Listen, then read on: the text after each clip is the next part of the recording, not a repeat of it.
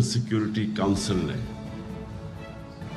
वाज़े तौर पे कह दिया कि पाकिस्तान की ये जो नो कॉन्फिडेंस मोशन थी, इसमें से बैरून मुल्क की इंटरफेरेंस थी।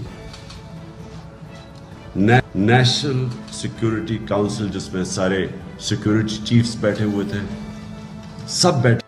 जिस तरह उस सलामी में लिखा हुआ है कि अनडिप्लोमेटिक लैंग्वेज यूज की गई है, उस सलामी में लिखा हुआ है कि जो बातचीत की गई है वो इंटरफेरेंस के मुतरादिफ है, सो उसके ऊपर रिमार्क्स दिया जाता है।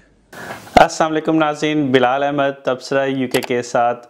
नाज़रीन, आज एक अहम अपडेट हुई है। DGISPR यानी कि आर्मी के जो स्पोक्स पर्सन है, ऑफिशियली उन्होंने आज प्रेस कॉन्फ्रेंस की है, जिसका काफ़ी दिनों से इंतज़ार था कि मीडिया में पाकिस्तान आर्मी या इस्टेब्लिशमेंट का कोई मौक़िफ़ सामने नहीं आ रहा, और एक ही मौक़िफ़ सामने आ रहा था, वो था या तो फिर इमरान ख़ान का या फिर अपोजिशन की पार्टियों का। और उसकी जो प्रेस कॉन्फ्रेंस आज हो गई है, और उसके बाद भी अगर देखें तो मीडिया को उठा के देख लें, सोशल मीडिया को उठा के देख लें, एनालिसिस को उठा के देख लें जो चैनल्स पे हो रहा है, या जो बड़े सीनियर जर्नलिस्ट हैं उनके अपने वीलॉग्स को उठा के देख लें, तो वो बिल्कुल डिवाइडेड है। अगर आप इमरान ख़ान के साथ हैं तो कुछ गिने चुने अब जर्नलिस्ट रह गए हैं, जिसमें इमरान रियाज ख़ान हैं, आमिर मतीन हैं, और इस तरह के लोग रह गए हैं जो अभी भी इमरान ख़ान को सपोर्ट कर रहे हैं, उसको अपने एंगल से उस प्रेस रिलीज़ को देख रहे हैं, उस प्रेस कॉन्फ्रेंस को देख रहे हैं। और अगर आप इसको हुकूमत की साइड पे देखें तो हुकूमत के जो लोग हैं वो इस पर खुशियाँ मना रहे हैं, कह रहे हैं कि ये तो उनकी जीत हो गई है, और आज पता चल गया है कि जो असल बात थी वो थी क्या। तो अब मैं इस पे जो है आपको बिल्कुल जेन्युइन और बग़ैर किसी पार्टी के होते हुए मैं आपको इस पे अपना तबसरा देना चाह रहा हूँ कि हुआ क्या है और आगे होने क्या जा रहा है, और इमरान ख़ान का मुस्तकबिल अब आगे होगा क्या। इस प्रेस कॉन्फ्रेंस के बाद, ये बहुत अहम प्रेस कॉन्फ्रेंस थी, इसमें कोई शक नहीं है। और पहले तो मैं ये बता दूं कि ये जो प्रेस कॉन्फ्रेंस थी ये लेट हुई है। जो इमरान ख़ान ने कल पेशावर का हिस्टोरिक जलसा किया है, उसके बाद ये प्रेस कॉन्फ्रेंस आई है, जो मेरे ख्याल से इस्टेब्लिशमेंट ने मिस कैलकुलेशन की है दोबारा। और ये प्रेस कॉन्फ्रेंस अगर पेशावर के जलसे से पहले आती तो इसका इम्पैक्ट डिफरेंट होता, लेकिन कल जो पेशावर में जिस तरह आवाम आई है और कराची का जलसा अनाउंस हो चुका हुआ है, उसमें इतना इम्पैक्ट इसका फ़िलहाल नज़र नहीं आ रहा। अब इसमें जो अच्छा पहले अब बात यह है कि इसमें इमरान ख़ान के बारे में क्या कहा गया है जिस पे ओपोजिशन इतनी खुश है। उस पर उन्होंने ये कहा है कि इसमें साजिश को इन्वॉल्व नहीं थी, उन्होंने हमसे कोई अड्डे नहीं मांगे थे, जिस पे हम उनको एब्सोल्युटली नॉट कहते।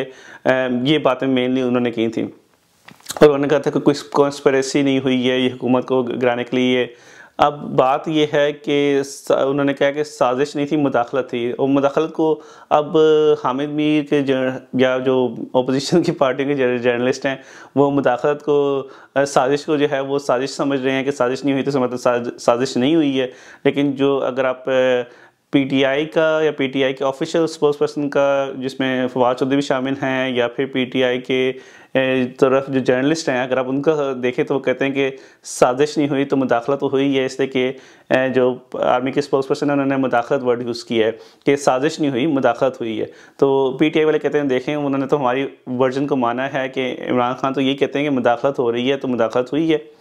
दूसरी तरफ जो है जो ओपोजिशन जो गवर्नमेंट के लोग हैं वो ये कहते हैं कि देखें इमरान ख़ान तो हमेशा साजिश कहते थे, और साजिश का तो वर्ड इस्तेमाल करते थे, और साजिश तो ISPR ने कह दिया कि साजिश नहीं हुई है।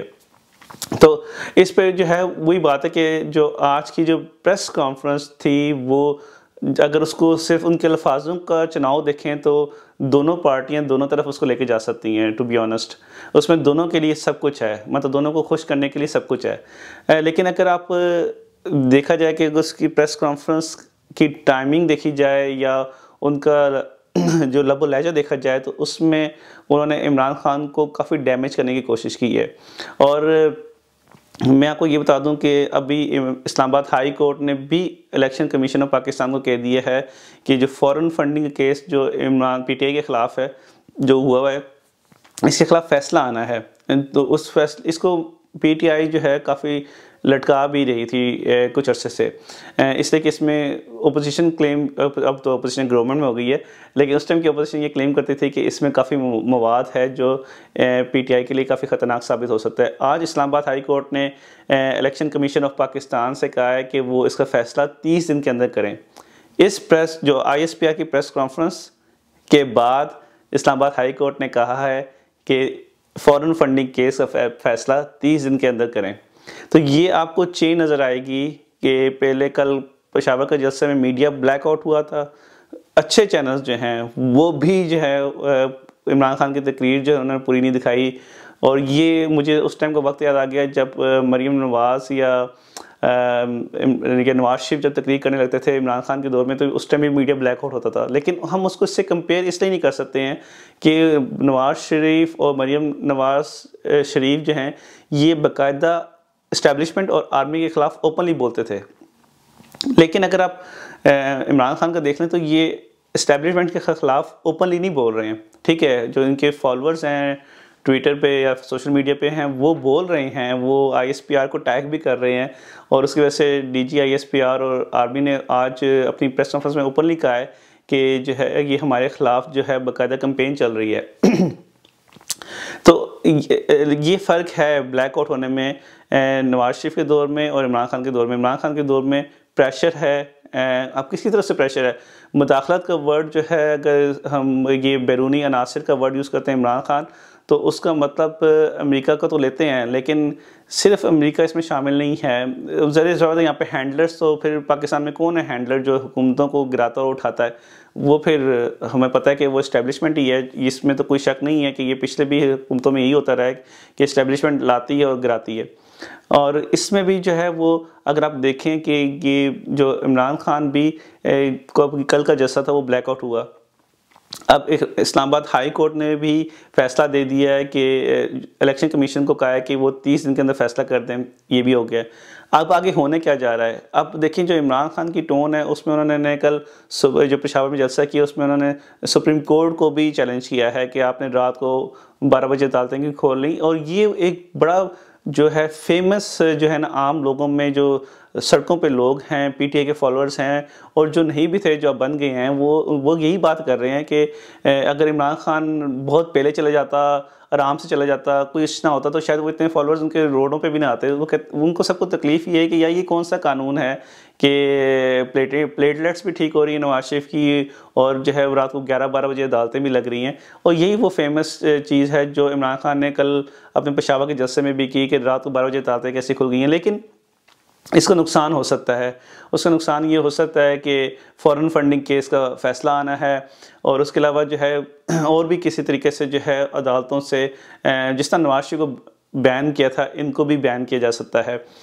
और ज़्यादा चांसेस यही हैं कि फ़ॉरेन फंडिंग केस में पीटीआई पे पाबंदी लग सकती है अगर इनके खिलाफ फैसला आया। लेकिन इस पर फवाद चौधरी ने बड़ा क्लियर कट कहा है कि अगर आपने पीटीआई की फंडिंग को आपने चेक करना है तो फिर आपने दूसरी पॉलिटिकल पार्टीज़ की भी फंडिंग को चेक करना चाहिए, जो कि बहुत वैलिड रीज़न है। इसी तरह ही होना चाहिए, सिवाय सिर्फ एक पार्टी को टारगेट नहीं करना चाहिए। लेकिन अब इस टाइम जो निशाने पर है वो इमरान खान है और पीटीआई है।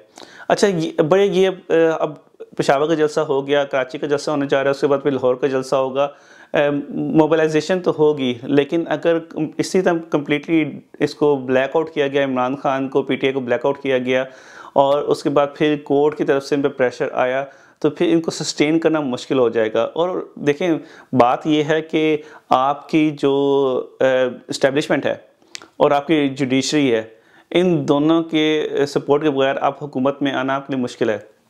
सिर्फ अगर आप ये कहें कि आप सड़कों पे जल्द से जुलूस निकालेंगे और आप जो है वो लोगों की सपोर्ट ले लेंगे तो आप इलेक्शन जीत जाएंगे, ऐसा नहीं होता। पाकिस्तान की सियासत ऐसी नहीं है।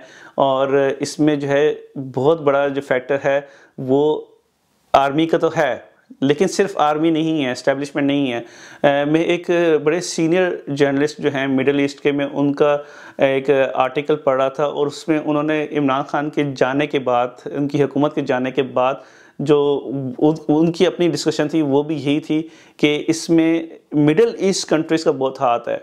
और मुझे उसी टाइम क्लिक कर गया कि शेख रशीद की ये भी कल या परसों की प्रेस कॉन्फ्रेंस में भी उन्होंने, शेख रशीद ने बिल्कुल यही वर्ड अपनी प्रेस कॉन्फ्रेंस के आखिर में बोले कि जब मिडिल ईस्ट वाले चाहेंगे तो इमरान खान की हुकूमत आ जाएगी। तो ये सिर्फ अमेरिका या सिर्फ आप आर्मी को ब्लेम नहीं कर सकते हैं, इसमें बहुत सारे फैक्टर्स हैं। अच्छा, मिडल ईस्ट में फिर कौन से मुल्क हैं? मिडल ईस्ट में जो हैं वो 2 मुल्क हैं जिनको तकलीफ़ है, इमरान खान से तकलीफ़ थी बेसिकली, जो नहीं चाहते थे कि इमरान खान कंटिन्यू करे। एक सऊदी अरब और दूसरा UAE, मतलब मुत्तहिदा अरब अमीरात। इन 2 ममालिक जो हैं उनको इनसे काफ़ी मसाइल इमरान खान से रहे हैं। अगर आप हिस्ट्री को उठा के देख लें, पिछले कुछ महीनों सालों की हिस्ट्री को उठा के देख लें, आपको साफ नज़र आएगा कि तनाव नज़र आया इमरान खान की हुकूमत में और सऊदी अरब की हुकूमत में, जिसमें सऊदी अरब ने इमरान खान की हुकूमत को दिया हुआ कर्जा भी मांग लिया था जो चाइना से लेकर उन्होंने वापस किया। हालांकि उससे पहले कर्जा दिया इसलिए था कि ये ब्रदरली इस्लामिक कंट्री है और इमरान खान के बहुत फ़ैन हो गए थे, जो हमें मीडिया में बताया जाता था। लेकिन बीच में तनाव हुआ था और यही यूनाइटेड अरब एमिरेट्स के साथ हुआ था। और आपको याद होगा कि जब OIC की एक समिट हो रही थी जिसमें इंडिया को इनवाइट किया गया था दुबई में, अबू धाबी में OIC की समिट के लिए, जिस पे पाकिस्तान ने शदीद एहतजाज किया था।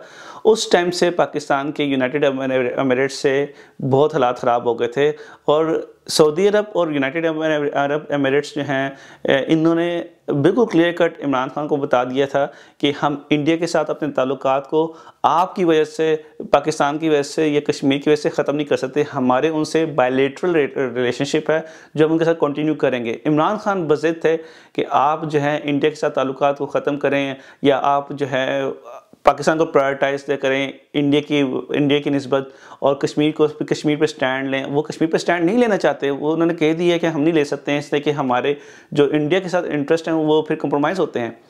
फिर उसके बाद इमरान खान ने जो है वो एक मलेशिया और इंडोनेशिया के वहाँ पे उस साइड पे भी एक अलग से इस्लामिक ग्रुप बनाना चाह रहे थे जिसकी मीटिंग भी डिसाइड हो गई थी। लेकिन फिर सऊदी अरब पे इतना प्रेशर पड़ा था और यहाँ की मीडिया में भी इतना प्रेशर पड़ा था कि उनको लास्ट मिनट पे फिर इमरान खान ने वो मीटिंग, वो जो ग्रुप की मीटिंग थी, 3-4 इस्लामिक ममालिक थे जिसमें मलेशिया, इंडोनेशिया थे, मुझे एक और मुल्क याद नहीं आ रहा, ये 3-4 ममालिक थे, इनका अलग से ग्रुप बन रहा था कि हम बाकी मुस्लिम ममालिक तो स्टैंड नहीं लेते हैं, हम स्टैंड लेते हैं। वो भी इमरान खान उसमें बड़ा एक्टिवली रोल प्ले कर रहे थे, जिससे मुत्तहिदा अरब अमीरात, मिडल ईस्ट कंट्रीज, स्पेसिफिकली सऊदी अरब को भी बहुत ज़्यादा तकलीफ थी कि ये जो है एक अलग से ग्रुप बना रहे हैं। इसकी वजह से इमरान खान की पॉपुलैरिटी में, और इमरान खान जो है वो मिडल ईस्ट के गुड बुक्स में नहीं रहे थे। फिर अगर आप देख लें यूके को, तो यूके जो है वो ज़्यादातर अमेरिका की सुनता है। अमेरिका के साथ ताल्लुकात डे 1 से ख़राब थे। अब जो बाइडन जो हैं, जब उन्होंने ओथ लिया उसके फ़ौरन बाद ही यहाँ पर मीडिया में आने लगे कि जो बाइडन कॉल नहीं कर रहे, इमरान खान को कॉल नहीं कर रहे। और उसके बाद इमरान खान ने भी एकदम उनके ख़िलाफ़, जो बाइडन के ख़िलाफ़ बयान दे दिया कि मैं उनका कॉल का इंतज़ार भी नहीं कर रहा, मैं उन पर मर नहीं जाऊँगा अगर मैं उनकी कॉल नहीं आएगी। तो इस तरह की स्टेटमेंट देना शुरू कर दी थी, जिसकी वजह से अमेरिका के साथ जो ट्रंप वाले ताल्लुकात थे वो ताल्लुकात फिर जो बाइडन के दौर में नहीं रहे। फिर रशिया वाला वाक़या भी हो गया और रशिया के वाक़े के फ़ौरन बाद जो NSC के हैं डॉक्टर मुईद हैं जो यूके आना चाह रहे थे, तो यूके की गवर्नमेंट ने ऑफिशियली उनको रोक दिया था कि आप नहीं आएंगे। ऑफिशियल विजिट पे आना चाह रहे थे इमरान खान की गवर्नमेंट में, उनको यूके की गवर्नमेंट ने रोक दिया था। तो ये जो पूरी खिचड़ी है वो सिर्फ नवाज शरीफ, शहबाज शरीफ, ज़रदारी ने नहीं बनाई है। ये मतलब ये जो कॉन्स्पिरेसी है या मुदाखलत है, ये इसमें जो है बहुत सारे फैक्टर्स इन्वॉल्व हैं।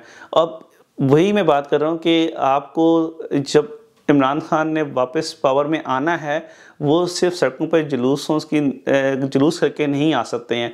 उनको जो इंटरनेशनल फैक्टर्स हैं उनको कंसिडर करना पड़ेगा कि उनके साथ ताल्लुकात उन्होंने कैसे बेहतर करने हैं, उन्होंने क्या गलतियाँ की थी और इस्टेब्लिशमेंट के साथ ताल्लुकात कैसे बेहतर करेंगे। अभी तक पॉजिटिव एलिमेंट ये है कि इमरान खान की सीनियर लीडरशिप जो है उन्होंने आर्मी के ख़िलाफ़ कोई बात नहीं की, ये इस्टेब्लिशमेंट के ख़िलाफ़ कोई बात नहीं की और मुझे उम्मीद है कि वो करेंगे भी नहीं। वो अपना वो फैक्टर जो है, वो रास्ता जो है वो क्लियर रखना चाहते हैं। वो नहीं चाहते कि जिस तरह नवाज शरीफ के साथ नवाज शरीफ ने जो किया वो भी वही करें। और मज़े की बात सिर्फ ये कि लोगों को जो है अब तकलीफ़ इस बात की हो रही है कि अगर नवाज शरीफ और मरीम नवाज शरीफ जो हैं वो अगर इतना ज़्यादा इस्टेब्लिशमेंट के ख़िलाफ़ बोलती रही हैं, तो आज उनको कैसे आने दिया जा रहा है? आज उनके डिप्लोमेटिक पासपोर्ट भी बन जाएंगे। उनको मैंने तो सुना है कि आज मरीम नवाज शरीफ को जो है प्राइम मिनिस्टर हाउस और प्राइम मिनिस्टर ऑफिस में कमरा भी इशू कर दिया गया है गवर्नमेंट की तरफ से। तो ये सब चीज़ें जब होंगी तो फिर जो लोगों के सेंटिमेंट्स हैं वो हर्ट होंगे। और जहाँ तक आर्मी की बात है, फिर सवाल ये पैदा होता है कि इस्टेब्लिशमेंट क्यों इमरान खान को हटा के इन लोगों को लाई है। जहाँ तक मेरा अपना एनालिसिस है, मैं तबसरा है, मैं गलत हो सकता हूँ, लेकिन मुझे लगता ही है कि आगे आने वाले दिनों में इमरान खान को बिल्कुल आउटसाइड करके एक नेशनल नए इलेक्शन के बाद एक नेशनल गवर्नमेंट बना दी जाएगी। और नेशनल गवर्नमेंट में इमरान खान नहीं होंगे, बाकी सारी पार्टियां जो हैं वो एक एक सूबा संभाल लेंगी। और उसको संभालने के बाद जो है या इमरान खान की वैल्यू को बहुत कम कर दिया जाएगा कि उनकी इतनी से नहीं होगी, एक सूबे के तक महदूद कर दिया जाएगा, मिसाल के तौर पर खैबर पख्तूनख्वा तक। और उसके बाद जो है वो नेशनल गवर्नमेंट होगी और नेशनल गवर्नमेंट में सबको हिस्सा मिलेगा और फिर इस तरह गवर्नमेंट चलती रहेगी। और उसको जो है नेशनल गवर्नमेंट को अभी इसने इमरान खान को हटाया इसलिए ही है कि जो इन्होंने शहबाज शरीफ को अपोजिशन को लाने के लिए, ताकि जो इंतखाबी इस्लाहात थी, मिसाल के तौर पे ओवरसीज वोटिंग थी या जो इलेक्ट्रॉनिक वोटिंग मशीन थी, जिसको जो कि अब कानून बन चुका है लेकिन अब इसको ख़त्म कर देंगे, मेजॉरिटी में आ गए अब, तो इनको ख़त्म कर दिया जाए ताकि जो इमरान खान ने वोट लेने थे ज़्यादा वो वोट ना ले सके। तो बेसिकली ये मेन फैक्टर है जिसकी वजह से मैं समझता हूँ कि इनको थोड़े अरसे के लिए लाया गया है। ये खुद भी कहते हैं कि हम थोड़े अरसे के लिए आए हैं, लेकिन वो डिपेंड करता है कि वो शायद अभी ओपोजिशन को ठंडा करने के लिए भी, इमरान खान को ठंडा करने के लिए कह रहे हैं हम थोड़े अरसे के लिए आए, क्या पता पूरा 1.5 साल ही गुजार जाए। लेकिन मुआशी चैलेंज जो हैं, इकोनॉमिकल चैलेंजेस उनके सामने तो बहुत आएंगे, इससे इनके लिए भी मुश्किल हो जाएगा कि ये बहुत ज़्यादा देर तक लास्ट कर सकें। लेकिन मज़े की बात ये कि हमारे पास शहबाज शरीफ वज़ीर-ए-आज़म पाकिस्तान है और उनके जो हैं शोबाजियाँ जो हैं वो आपको हर दिन आपको कुछ ना कुछ चीज़ मिलेगी। जिस तरह सुबह 7 बजे उठ के मेट्रो बस को देखने चले जाना या फिर 8 बजे दफ्तर खोल देना, 5 दिन की जगह 6 दिन काम करना, जो कि बड़ी स्टूपिड हरकत है कि यहाँ पर पूरे यूरोप में 5 दिन से काम करके 4 दिन किए जा रहे हैं ताकि ज़्यादा आउटपुट आए, ज़्यादा उसमें एफर्ट हो और ताकि लोगों को जो है अपनी ज़हनी और जिस्मानी जो है वो उसके लिए भी टाइम मिले, उसको एंजॉय कर सकें, उस लाइफ को भी एंजॉय कर सकें। तो वो 5 से 4 दिन कर रहे हैं। यूके के यहाँ पर तकरीबन 1000 कंपनियाँ जो हैं वो नेक्स्ट मंथ से ट्रायल कर रही हैं। उस दूसरी तरफ पाकिस्तान में जो है वो 5 से 6 दिन कर दिए गए हैं, जिसकी कोई सेंस नहीं बनती है। सेंस तो बनती है कि वो सिर्फ शोबाजियाँ करना चाह रहे हैं शहबाज शरीफ भी। तो बहरहाल ये था मेरी तरफ से तबसरा। Thank you for watching. तब से अस्सलाम वालेकुम।